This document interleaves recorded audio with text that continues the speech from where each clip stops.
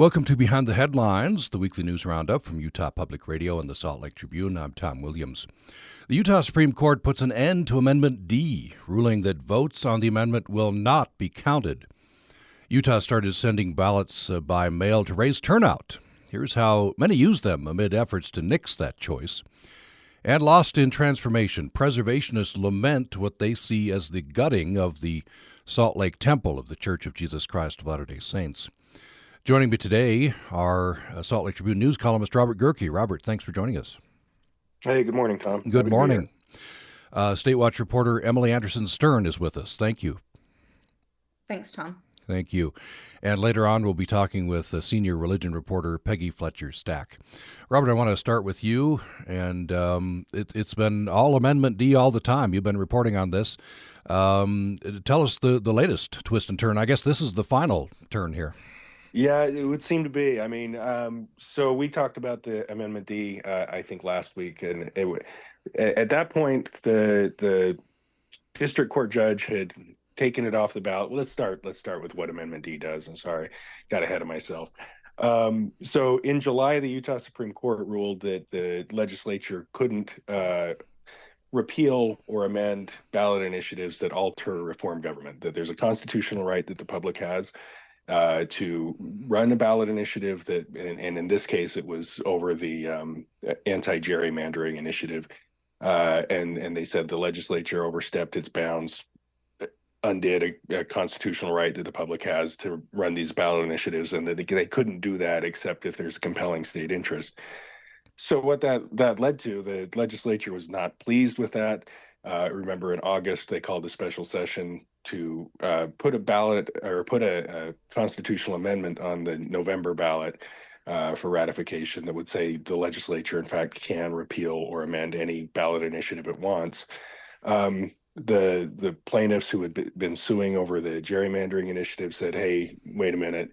The two things they did wrong. One is that when they put the question on the ballot, the one that actually says, do you support yes or no, they included misleading language. They said on the ballot that should be hitting your mailbox sometime soon. It says, do you want to strengthen the ballot initiative process? And they said, well, that's just not what this amendment does. It actually gives up this constitutional right that voters have had in the state since 1900. The other thing that they did was a little bit more obscure, actually. There's a provision in Article 23 of the Utah Constitution that says that that the legislature has to publish the text of any proposed constitutional amendment in newspapers around the state before it goes on the ballot, and they failed to do that as well. And so the district court judge, as we discussed here on the program before, said, no, you guys did this. This is A, the language is misleading, Judge Gibson found, and B, you didn't comply with this publication clause. The state appealed that to the Utah Supreme Court filed an emergency petition to the Utah Supreme Court asking them to hear it. And it moved quickly. I mean, on just the other day, we had oral arguments for about 3 hours before the justices. And then within a few hours later, they issued a brief it's called a per curiam ruling, but basically it was just a notification to the parties that, the justices are upholding the lower court ruling saying, that this was correct, that the language was misleading. They didn't comply with the publication clause, and the remedy that Judge Gibson had imposed, which is she can't take it off the ballot because the ballots are already printed, but basically the votes for and against it are not going to be counted after they're cast in November. So it's a big deal. And it also, it could affect Amendment A, because Amendment A, this is the one that the UEA is opposing right now to undo a income tax earmark. This sends all of the income tax money either to public education or social services. This has been in place for 90 plus years. The legislature has a constitutional amendment A on the ballot that would undo that to give them free rein to spend the money as they see fit. They also didn't publish that one, and so it appears likely. It's not official yet, but it appears likely that one will also be taken off the ballot. I want to return to Amendment A. That's because that's heading through the courts as well. Mhm. Uh, so was this ruling on Amendment D unanimous? I asked that because in your story you talk about how during oral arguments the Chief Justice seemed to be trying to find a solution other than nullifying the votes on this. Yeah, there were Justice Durant, Justice Matthew Durant, Justice John Pierce. They both kind of were trying to, I think, feel around and see if there was a way to, a remedy for this that wouldn't necessarily deprive voters, because Justice Pierce said voters should be the ones deciding this, right? Everybody wants that, but in this instance, it's if it's not a fair election, then you can't really just leave it to voters to figure out the end result. It was not.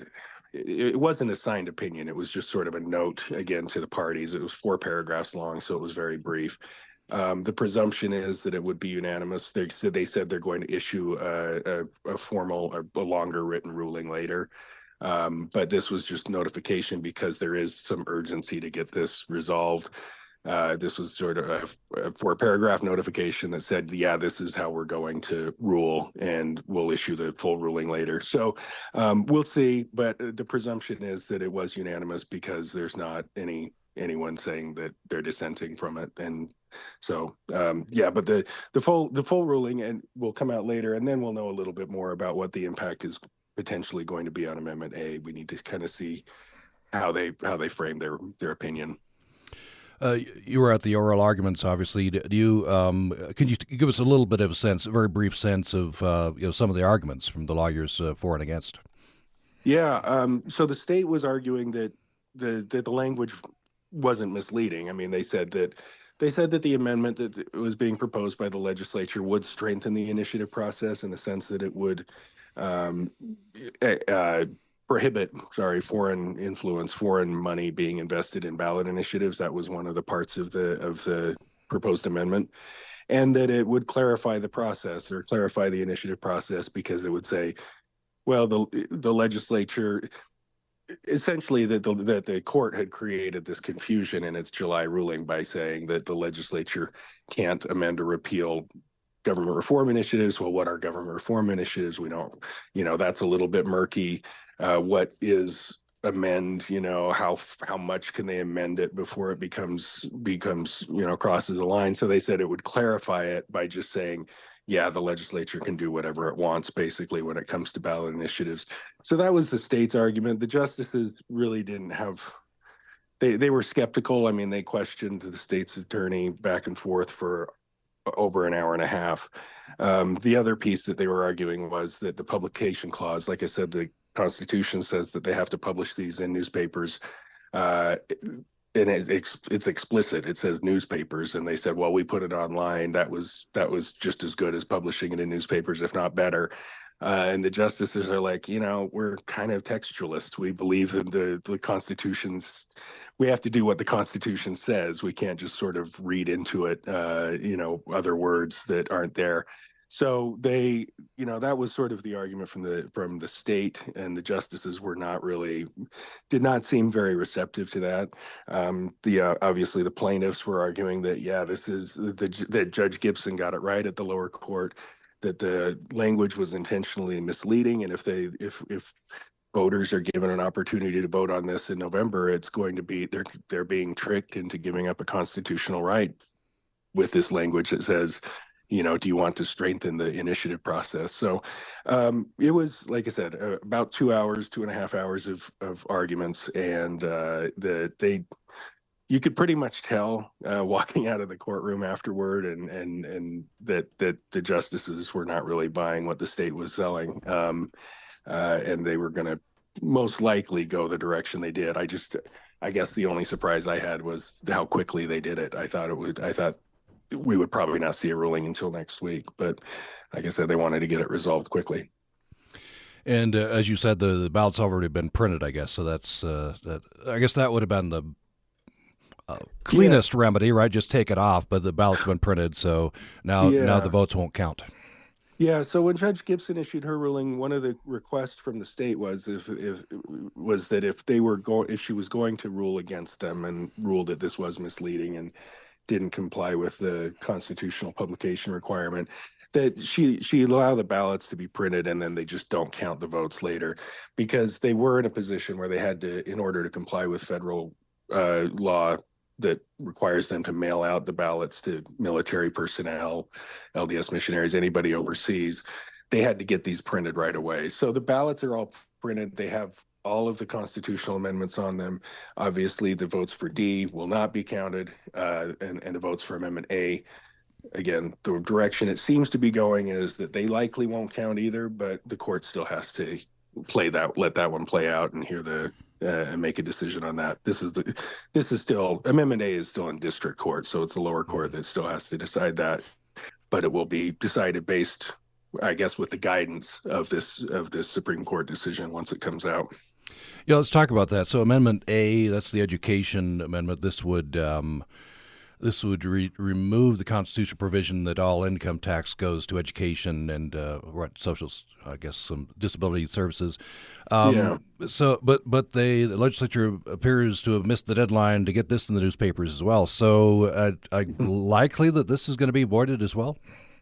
Yeah. I mean, so this earmark for public ed, well, it's been around for 90 plus years. They expanded it a little bit to include higher ed and then include social services. Now the legislature argues that they just need sort of free reign to spend this money how they want. They need the flexibility. So they want to spend income tax money however they want to spend income tax money. So that's Amendment A. Right now it's on the ballot. Excuse me. But as was the case with Amendment D, this publication clause, honestly, I think a lot of people just didn't even know it existed, because it's not been consistently done when there have been, excuse me, it's not been consistently done when there have been constitutional amendments on the ballot, but it says that it has to be published in newspapers across the state at least 60 days before the election. And the idea was, we want voters to be able to read the text of the amendment and make their decisions before we do this. But again, it's not been consistently followed, but nobody's ever challenged it. So now that Amendment D, the plaintiffs in the Amendment D case have challenged it and the courts ruled in their favor. The UEA is also challenging the publication compliance for Amendment A, sorry. And so now we're in a situation where the lower court will make its decision on whether or not to kick Amendment A off the ballot, not kick it off the ballot. As we said, ballots are printed, but to not count the votes for Amendment A as well as Amendment D. And it just seems like because the court was pretty convinced that no, it hadn't been published in newspapers 60 days before. And while it had been published online, arguably, that's not a newspaper under the strict reading of the Constitution. And so it seems like the direction it's going to go is that Amendment A will not be counted either, and we'll end up with having to, and basically the court will end up having, or not the court, I'm sorry, the legislature will have to end up running these same amendments again in 2 years. And this time, I guess, we'll probably comply with the publication provisions that they're required to do. Well, it's very interesting. I guess our votes on B and C will count in the end. We'll have to see on A. Yeah, I mean, I guess we have to see if somebody's going to actually step up and challenge those, because, it's pretty much a layup, right? The court has given them pretty clear guidance that if they weren't published, none of them were published until after the deadline. And so all it would take really is for somebody to say, we're going to challenge these two, and the court would say, okay, we're going to take them off. If nobody challenges it, I guess it can go forward, but we'll have to see on B and C. But right now, D is off, A is likely going to be off, and we'll have to see about B and C. Well, this election season doesn't lack for interesting things. So, Robert Gehrke, thank you so much for telling us about this. Yeah, of course, Tom. Thanks. News columnist with Salt Lake Tribune. You're listening to Behind the Headlines. Before we go to break, some more interesting news, exciting news. Tom Williams with the Fall Fund Drive, and I'm joined by Nick Porath, our chief engineer. This is the last day of the drive, Nick, and we're a lot closer than we were yesterday.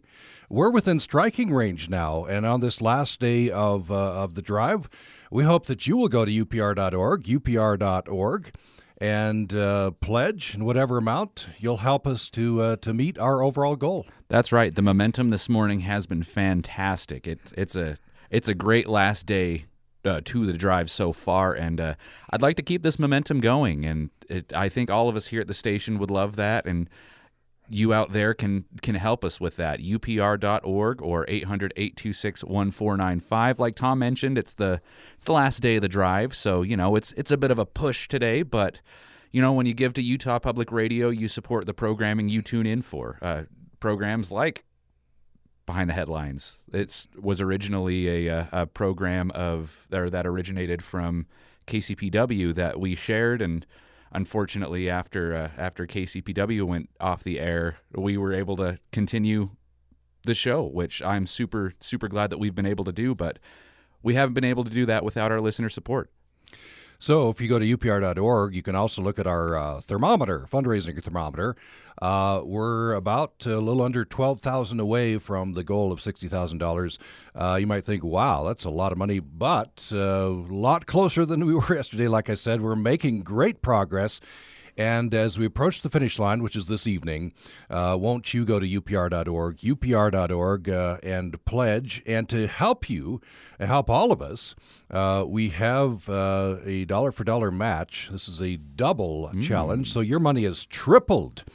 So Sonia Manuel DuPont and Ryan DuPont, along with Alberto Brisolara and Luciano Di Saibro, put their money together. So up to $3,000. Very generous. When we triple that, that'll really help us to reach that goal by this evening. I've been here with Utah Public Radio for just over 5 years now, and I don't think I've ever seen a drive where we've hit the goal before the drive ends. We've always fallen a little short. We still end up meeting the goal eventually, but if we can hit that goal before the day is over, that'll be a fun milestone. I would love to see that. Yeah.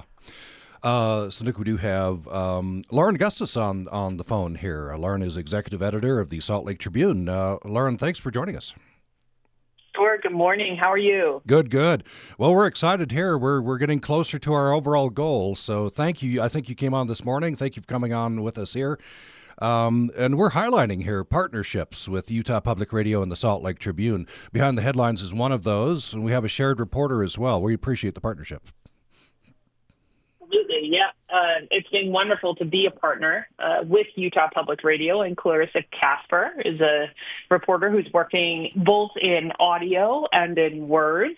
And in my view, she's doing some really excellent local reporting. There's a lot going on up in Cache Valley. I know that your listeners are statewide, and I know that they certainly have access to statewide news and information through you and through our partnership. But really, if we're going to shine a light on the work that Clarissa has been doing, she's talking about ADUs and affordable housing solutions in Logan. She's written about kind of a renaissance, if you will, in local art and in the muralist scene or community up in Cache Valley. And then she's also, talking about economic development. She just wrote this week, I believe, about a historic home right in front of the temple that's going to be turned into a boutique hotel. Yeah, this is a need we've had definitely for reporting specific to Cache Valley. So now this partnership, Utah Public Radio and Salt Lake Tribune, we're filling that. We're happy to be part of that partnership with you. Yep. And, your listeners make it possible. We're both nonprofits. The Tribune's a nonprofit. UPR is a nonprofit. But when your folks help in this donor drive, they're supporting quality local news and information. And, I am thrilled to see support for any kind of nonprofit news gathering efforts in Utah. And so hopefully, folks will continue to support, and we'll get to that match before the day is out, Tom. Well, thank you so much. Just a reminder, the last day of the drive, we're getting closer and closer to that overall goal. And with your help, we can do that. Please consider going to upr.org, making your pledge. Maybe a little extra gift as well to help us get over the top. Sonia Manuel DuPont and Ryan DuPont, together with Alberto Brizolara and Luciano Di Sabro, have put together a double challenge. So your money is tripled today. We also have double mugs. We're throwing everything here, Nick. We're double mugs. pulling out all those, the stops. Those art mugs, 2 of those for just your contribution of $10 a month. All of that to help us to reach our goal by the end of the day today. upr.org is the place to go. We'll go to break now and back with Behind the Headlines.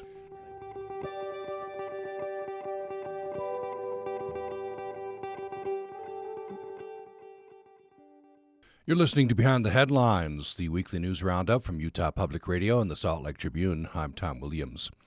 Here's the headline we'll go to next. Utah started sending ballots by mail to raise turnout. Here's how many use them amid efforts to nix that choice. We bring in Salt Lake Tribune State Watch reporter Emily Anderson-Stern. Emily, thanks. Yeah, thanks for having me, Tom. So this is an interesting story. I guess this came up because the various legislators over the last few sessions have at least talked about and introduced legislation. It's not been successful so far to restrict or pull back use of mail-in ballots. So I guess the question you wanted to answer is how many Utahns use this? Right. And, during this most recent legislative session, I looked into doing it. And that specific piece of legislation ended up not really going anywhere. But, as these proposals come up session after session, I thought it was still an important question to answer. Back, in January, February, I looked at state election data, and there really wasn't a ton to show us just how many people were using the ballots they get in the mailbox. Only a few counties were reporting the methods that voters use to vote. Then fast forward to the primary election in June, and the spreadsheets that the state posted to its elections website did show how ballots were submitted. So I started collecting data from that and looked and saw, that not all of them were consistent. So then I started reaching out to counties individually and collecting data from counties. And I ended up getting data from 26 of Utah's 29 counties as to how many people in their counties were using the ballots they got in the mailbox, whether that was sending them back in the mail or putting them in the drop box. And what we found of those 26 counties was that 96.7% of residents there were using the ballots they got in the mailbox. That's over 400,000 voters. The 3 counties that didn't respond are relatively rural ones. And so those results include all of Utah's largest counties and, many of Utah's rural counties. You talked to a gentleman who lives in Lucin, works out there, apparently comes into Ogden to supplement his income working in Ogden as well. Pretty rural area out there in Lucin. What does he say about mail-in ballots? Right. He lives out, in the West Desert, in a pretty remote part of Box Elder County. And so if he were to vote in person, he would have to drive with, where current polling places are located, he would have to drive over 2 hours. And so he said if he didn't have the option to vote in the mail, he probably just wouldn't vote at all. It would be difficult for him to get out there to make the time, especially as you mentioned, he's financially pretty tight right now. So that's a lot of gas money. That's a lot of time away from work. A lot of time he'd spend away from his farm or time that he could spend painting in Ogden to make extra money. He's one of the many voices that probably wouldn't turn out to vote if they didn't have the option to vote by mail. That's I think replicated in a lot of those rural counties, right? People, some people at least wouldn't vote if they had to drive a great distance. What are in your story? Emily, you have some statistics. There've been some study of this, right? By the way, Utah's the only red state that does this, right? But there's some 8 states. What has vote by mail increased voter turnout? Yeah, and that's actually the reason in the first place that the legislature decided to give permission to all of Utah's counties to conduct their elections entirely by mail. Was back in 2012. Representative Steve Ellison from Sandy, who's a Republican, uh, proposed this bill to give that permission. And, as he was talking about it and talking to his fellow lawmakers, he talked about how back then Utah had some of the worst voter turnout in the country. And how, time after time, study of uh, states that allow people to vote entirely by mail showed that it increased voter turnout. And then, if you look at Utah's voter turnout over time, it has trended upward since we moved entirely to vote by mail. We saw all of the counties start using this option around 2018, 2019. And then it became part of state law in 2020.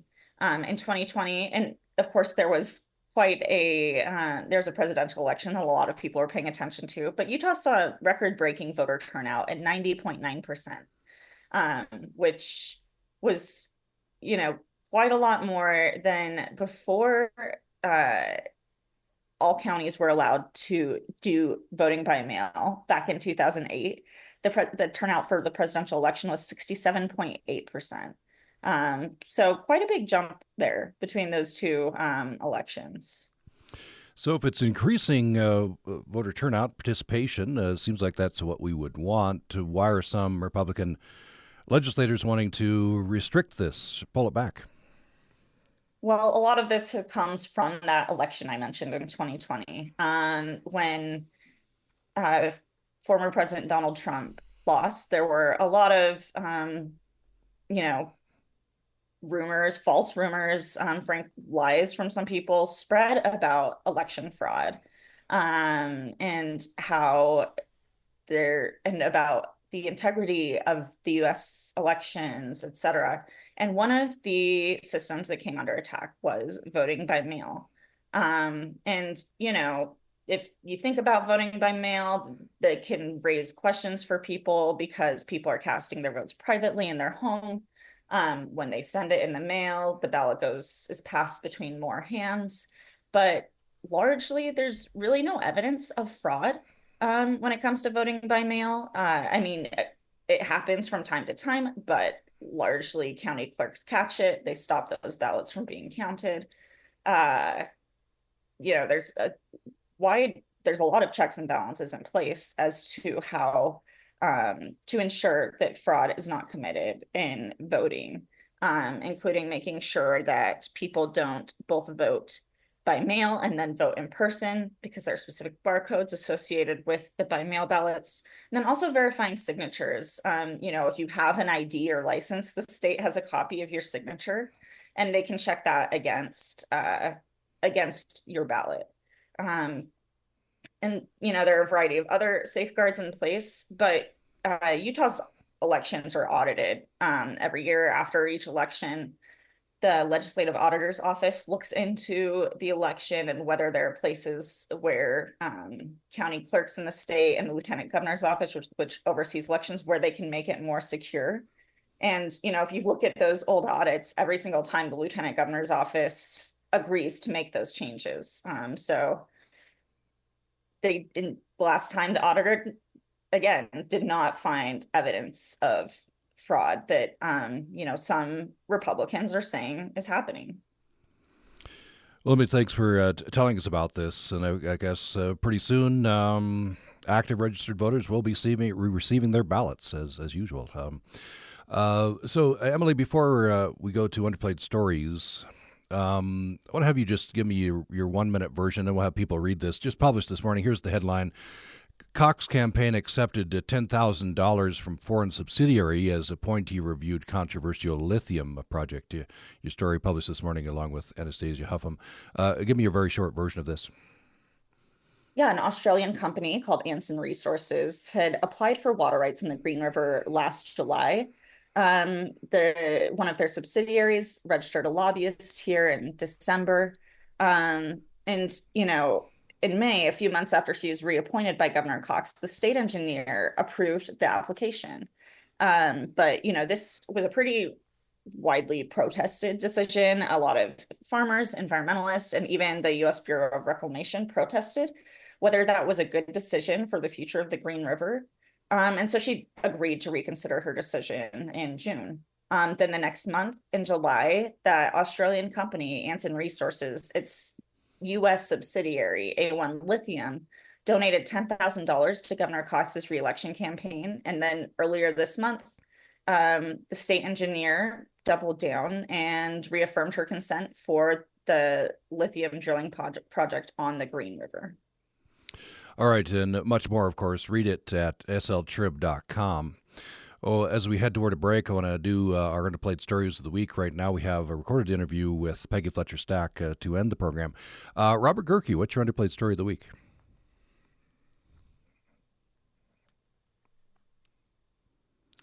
Let's see. Let's go to Emily Anderson-Stern. Your underplayed story of the week.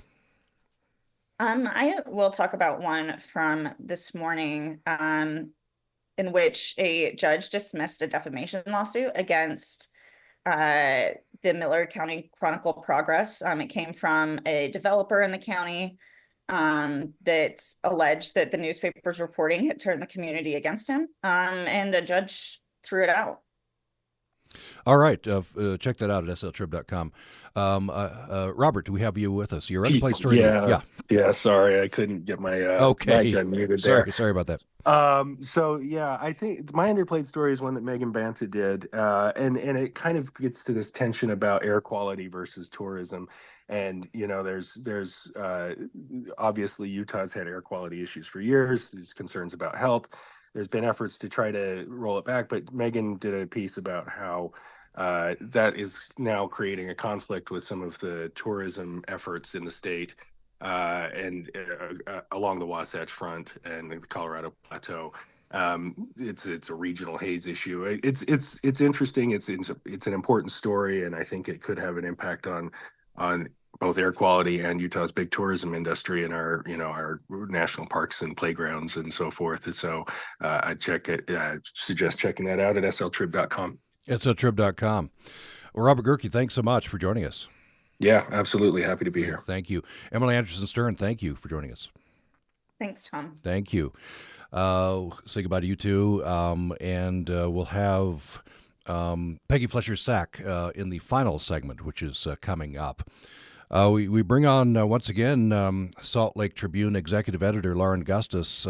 Lauren, thanks for joining us again. Sure, Tom. Happy to be here.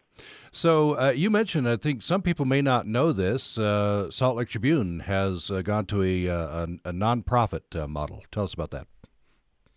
We have. So about 5 years ago, we became the first major metro news organization, a newspaper, to transition to a nonprofit. The IRS granted us our status a little quicker than we thought, and we got to work building a board, building gift acceptance policies, helping people understand how the journalism would change. And one of the things that changed is that our posture or our position moved from competition to collaboration. So, we are partners now with Utah Public Radio in large part because as a nonprofit, we believe that there should be more news and information accessible to more people all across Utah. And that manifests itself in the partnership that we have that we discussed just a few minutes ago with Clarissa Casper, working for both UPR and the Salt Lake Tribune and readers and listeners across the state, but also in collaborations like the Great Salt Lake Collaborative, which brings people more news about the lake across multiple forms, video, audio, words, and in the Utah News Collaborative, which enables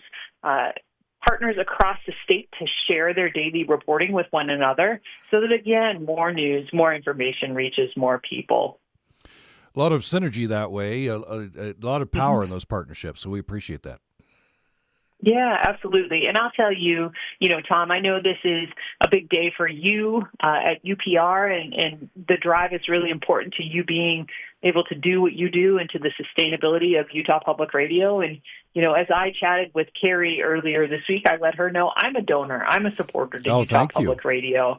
I think it's really important that people have multiple avenues, multiple ways for them to get news and information. And shoot, I've got a family. We're very busy. And one of the things I really like to do is catch up on the news in audio form in the morning, right? We're making breakfast. We're getting ready for school or for work. And it's a great way for me to keep up with what's happening in Utah and what's happening nationally. And so grateful to UPR for all that it does. And I, too, am a supporter. Well, thank you so much. By the way, I'm a longtime subscriber to the Trib, and I subscribe for the similar reasons that I'm a member of Utah Public Radio. I want to get the content, obviously, but I want to see you succeed, right? So that's the reason to support either the Trib or the Utah Public Radio. So your money's tripled. That's the big news here on the last day of our fall drive. It's some urgency, but we've made a huge amount of progress in the last couple of days.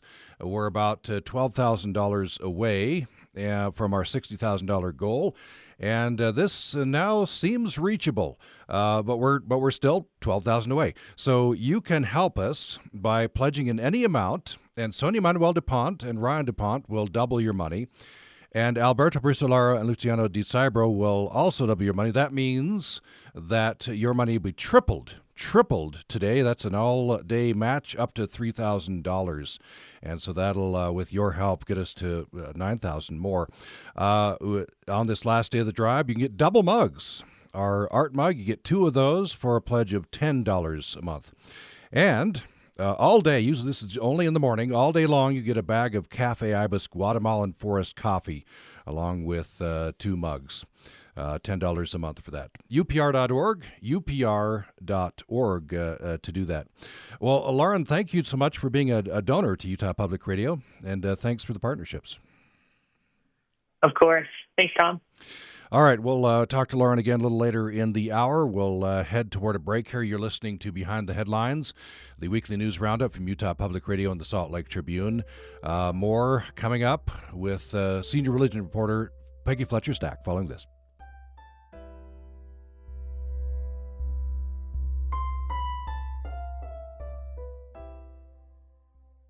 On this part of Behind the Headlines, the weekly news roundup from Utah Public Radio and the Salt Lake Tribune, I'm joined by Salt Lake Tribune senior religion reporter Peggy Fletcher Stack. Thanks so much for joining me. Happy to be here. So this is an interesting story. The headline, Lost in Transformation, Preservationists lament the gutting of the Salt Lake LDS Temple. Subheadline, Church officials insist renovation honors the past while looking to the future. So some controversy about this lengthy renovation of the Salt Lake Latter-day Saint Temple. So I guess this was announced, 2019? It was initially, not the gutting, but the need for a seismic upgrade for the temple. Which everyone agrees was a good idea. No one takes issue with the seismic upgrades, just primarily shoring up the outside of the temple. In 2019, the public, I was actually at a news conference where they talked about preserving the inside of the temple. In fact, taking it back to the way it looked in 1893 when it first opened, because there have been several kind of updated or alterations to the interior since then.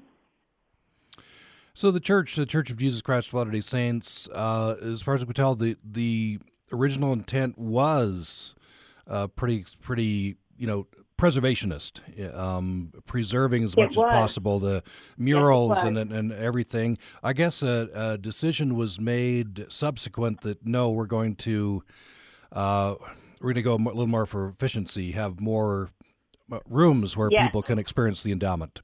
Tell me about that.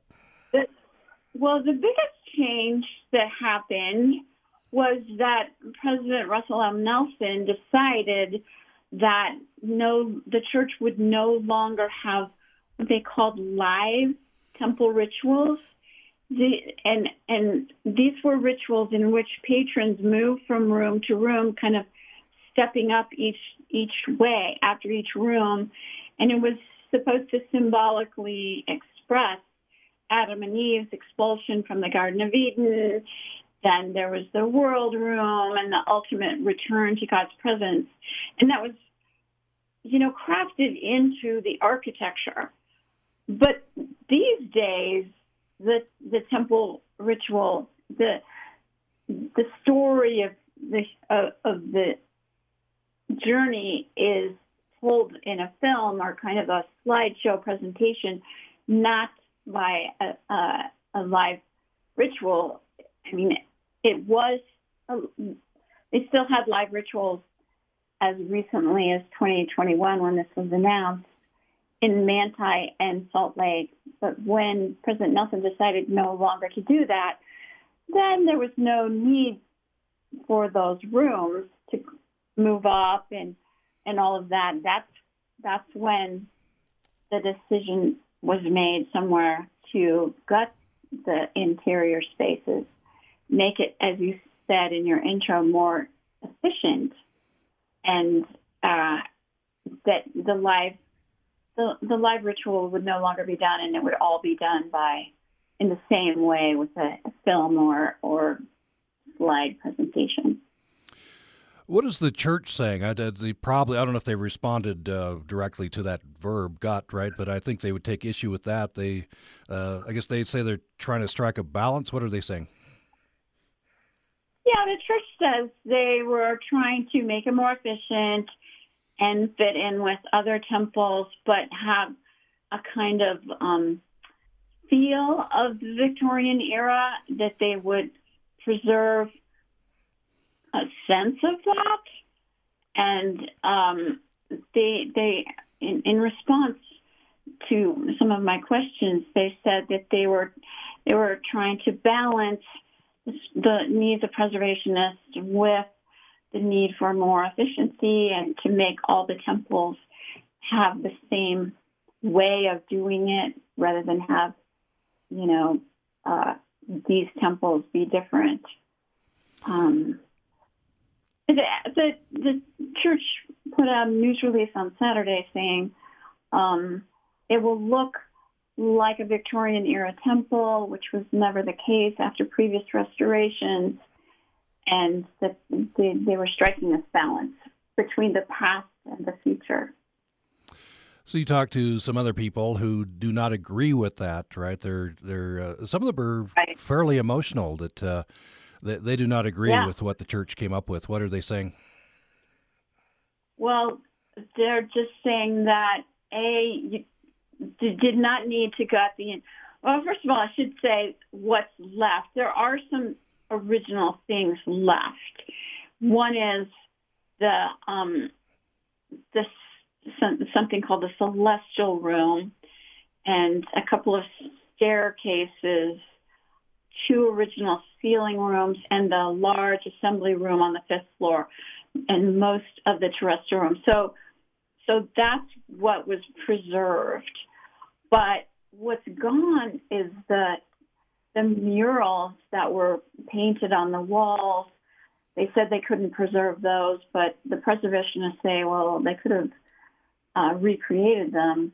Anyway, the preservationists, most particularly the former executive director of Preservation Utah, says, that this is a tragedy, and that not terribly sensitive to the pioneers' craftsmanship.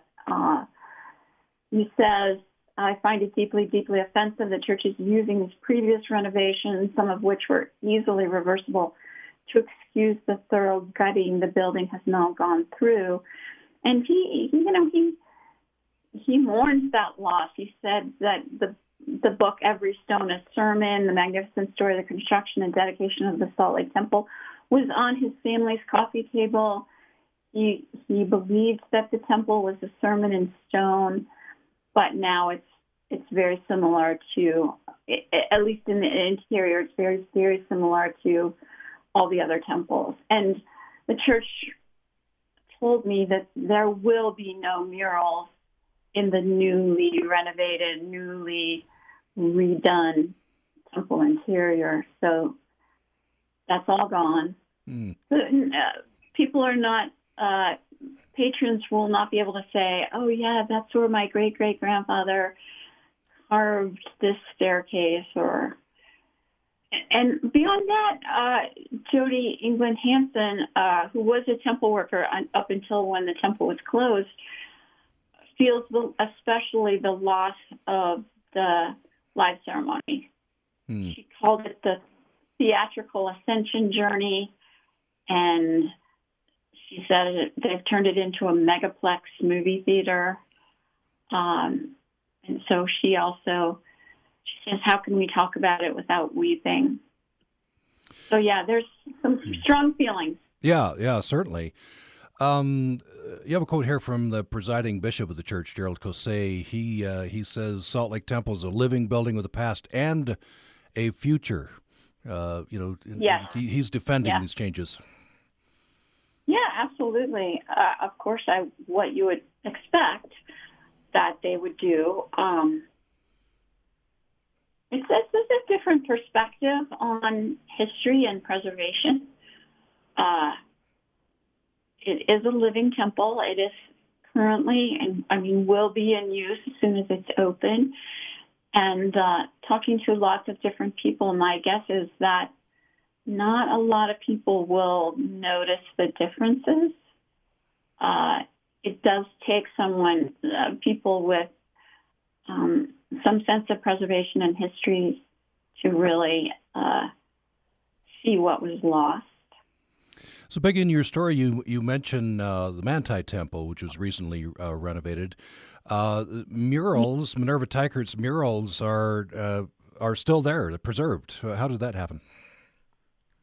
Well, actually, in fact, the first announcement in 2021 that the Salt Lake Temple had been that the live ceremony was done, and that the temple would be changed. The murals were gone, and in that very same news release, they said the same thing was about to happen to the Manti Temple. But then there was a lot of pushback from members in Manti, from people all over, and within about 6 weeks, the church leadership backed away from those changes, and instead painstakingly restored that historic pioneer temple to what it was, and including the murals. The live ceremony is gone, even in Manti, but the rooms are in the same configuration as they had been.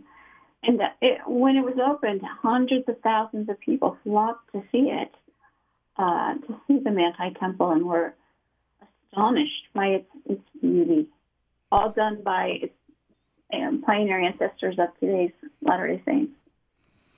One of the, this is near the end of your story, one of the people you talked to, a preservationist, talked about how what's happening in the Salt Lake Temple represents a flattening of the Latter-day Saint experience. What did he mean by that?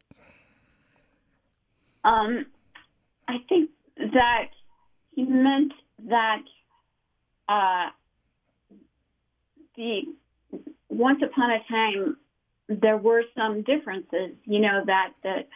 That lots of people went through the temple rituals via film, but that there were still these other options, and now it's all the same.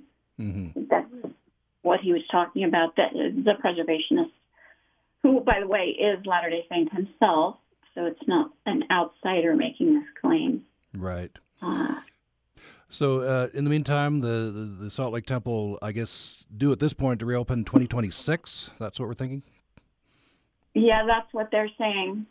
So we'll see. The date has been pushed back quite a bit, or quite often. It's been a long project. Peggy, anything else you'd like to say about this story? No, I am interested in how people will respond to the new interior. Yeah. I will be following this story for sure. Mm-hmm. Well, we've been talking with senior religion reporter Peggy Fletcher-Stack. You're listening to Behind the Headlines, the weekly news roundup from Utah Public Radio, the Salt Lake Tribune. Peggy, thanks so much. Happy to be here.